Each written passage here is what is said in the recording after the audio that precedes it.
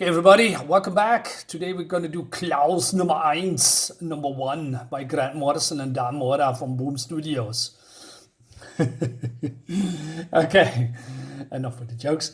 Anyway, this is maybe the origin of Santa Claus, and I just discovered this recently, so I picked the whole set up. It's 7 issues, and it's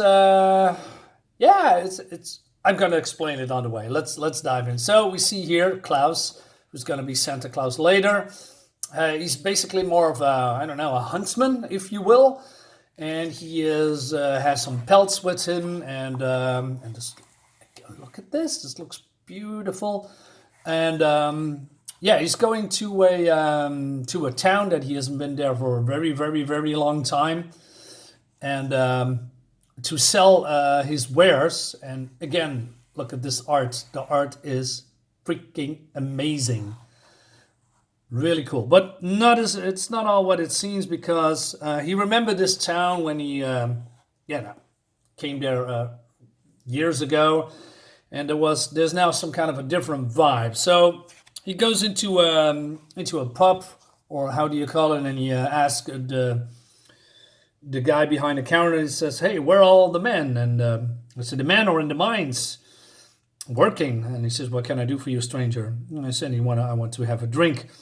But so he asked more questions, and it seems that the Baron has ordered all the people to the mines for work, and that's the reason why the town is so quiet. And then he asks, what happened to Old Man Gunderson? He used to run this place. And he said, the bartender says, "Well, he said the wrong things too many times.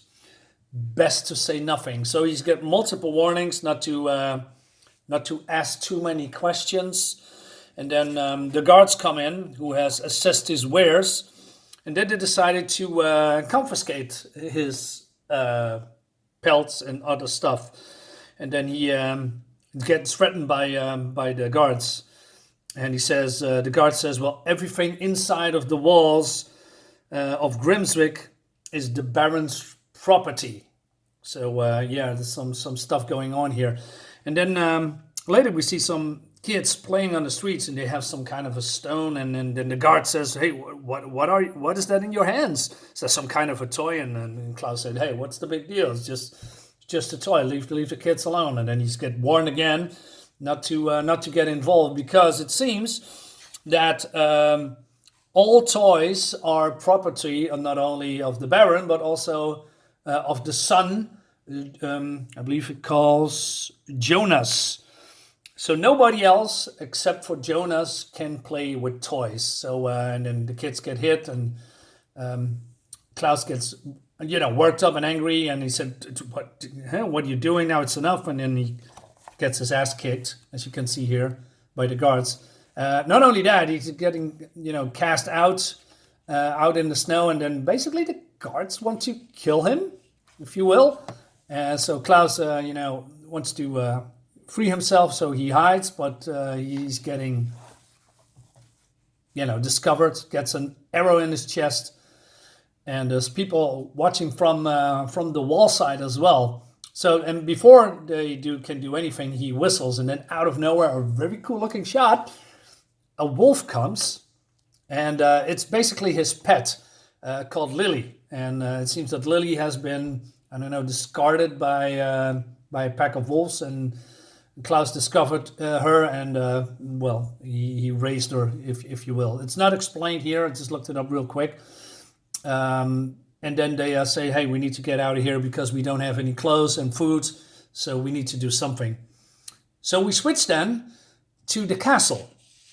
And then we see a very bratty Jonas, who is playing with his toys, but then he destroys all of it, because this was some kind of a playset that's been built for a year by, whoever built it, and he destroys it in a second because he thinks the toys are boring and lame, and he wants something excited. So Master Magnus comes and explains the situation that that he's gonna need to complain towards his mother, and I'm not sure if he is the father of Jonas and that he's married to the woman, because it seems that he is just some kind of subordinate, but it's a little bit weird. Not only that, he how do you say, corrupts Jonas, say all negative things, and Jonas says, I want to play with people. I hate Yuletime. Why aren't there little people who do what I say? I want little people. And then Magnus says that no, that's not what we're going to do, because you hate other children, Jonas. They carry disease and the people are starving. And little people who do as you say can be a curse. So basically, again, he fills the mind of this young boy with, bad thoughts, if you will. And then they're going to have a feast on this very big table. And then there's his mother there. And Jonas is complaining about how bad the food is and that he is bored. And then he needs better toys. And Magnus is complaining also against his mother. And again, I'm not sure if they are a couple, but his mother is, I don't know if she's innocent, but she is looking bored and totally uninterested at all. Very, disinterested, if that's a word. Then we switch to this very cool looking shot of Klaus and Lily attacking this creature, I guess for food. And then, as you can see here, this is Jonas saying, well, this food's disgusting. My present was rubbish. Every Yuletime is a bigger disappointment than the last. Well, the people are starving outside of these walls and working in the mines. So, yeah. And then the mother says, about, the construct and the model that he just destroyed. So, she looks very, again, bored. Again, we go back to Klaus, because Klaus has made something, but he says to Lily, it's not for you. There is healing magic in it. So stick with your bones. And again, look at this shot, man. This looks really, really cool. And he takes out of his bag a flute, and he's going to play the flute. And then there's some weird things going on here. There's some, spirits coming out. The spirits goes to him, and it basically, if I'm correctly, this is what you see from the eyes of the ghost, goes into, his mind, and then he stands up and there are voices and says, there must be a way, there has to be an answer, show us the answer.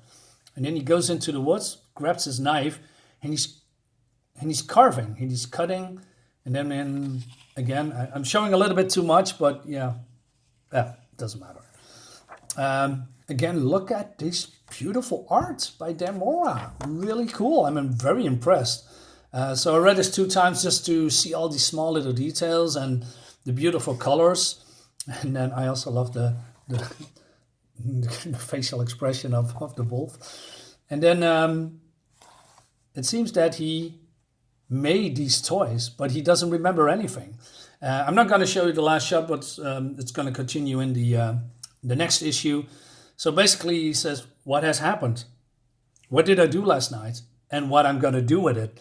And that's the last shot, and that continues into issue 2 that I have. I'm going to read as well.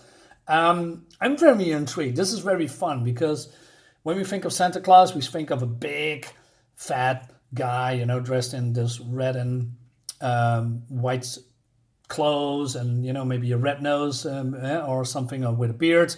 And now we see him when he was younger, before he became Santa Claus, before he became big, and he's a cool looking dude. He's strong. He wants to help people. Great stuff. I really like it. And the art is phenomenal. It blows me away. I didn't expect that at all.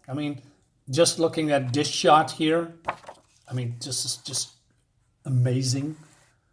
I'm really impressed. I'm not sure where this is going, but I see some glimpses that I think saw a lot of supernatural stuff in here that we're going to touch later. So Klaus, issue number 1. Good so far. Nice introduction to the Santa Claus that we all love and know. And yeah, this is also a perfect book for these times, because Christmas is around the corner. So yeah, I think this is a good book. It's only 7 issues, so it's probably a trade paperback if you're interested. So pick it up yourself, or not. It's up to you. Guys, thank you for watching. Give me a like, share this video, like the video, subscribe to my channel. See you next time.